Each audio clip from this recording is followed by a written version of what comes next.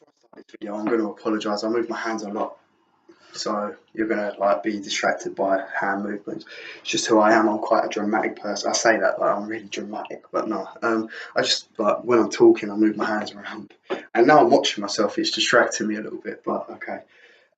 So introduction. TECH1004, social media and technologies. What's it about for me? When I first kind of realised I was doing this module on my course, I was a bit like, oh, for God's sake, it's going to be Twitter's done this. Before Twitter, it was like this.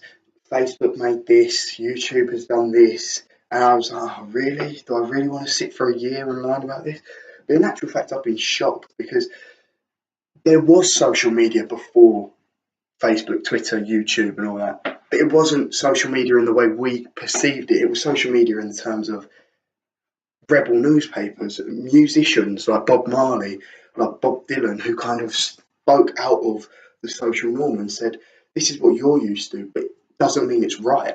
Bob Marley kind of singing about Black Lives Matter in the 70s and 80s. Now on Facebook and Twitter, there's massive movement with the hashtag Black Lives Matter, basically saying we're saying the exact same message as Bob Marley, which was we are no different to white men and white women. Which kind of, you think about it and you kind of go, well, so that's their form of social media. That was the way they spread their message, their counter-hegemonic message. Like other things that because of the modern social media in terms of like Twitter, Facebook, and YouTube have become more normal, like the homosexual parents on children's TV shows. 10 years ago, you'd never have seen that. But now it's normal because Twitter has demanded, which is quite right, and said, just because this man loves a man doesn't make him any less of a man, doesn't make him any different as a human being. So why are we teaching our kids that up until the age of about 7, only a mummy and a daddy can love each other, and that's the only way? And then as soon as they become 7, they're told you can love anybody you want.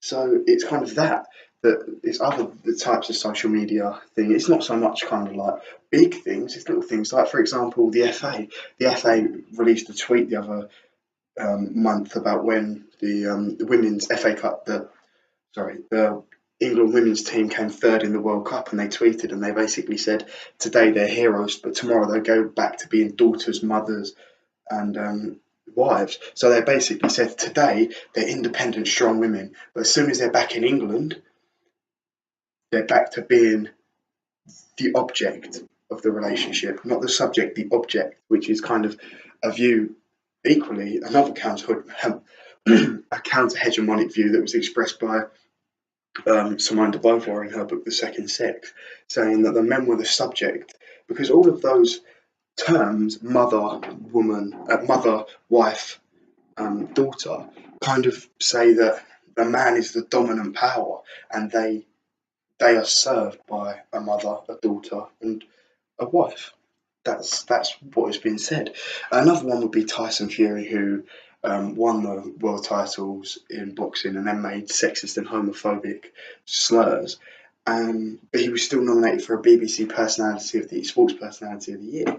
And Twitter went into absolute meltdown and said, how can the BBC, who has had so many troubles with kind of the whole Savile inquiry and that sort of thing, put someone forward who they know is blatantly a sexist, blatantly homophobic, and portrays himself as the bad guy?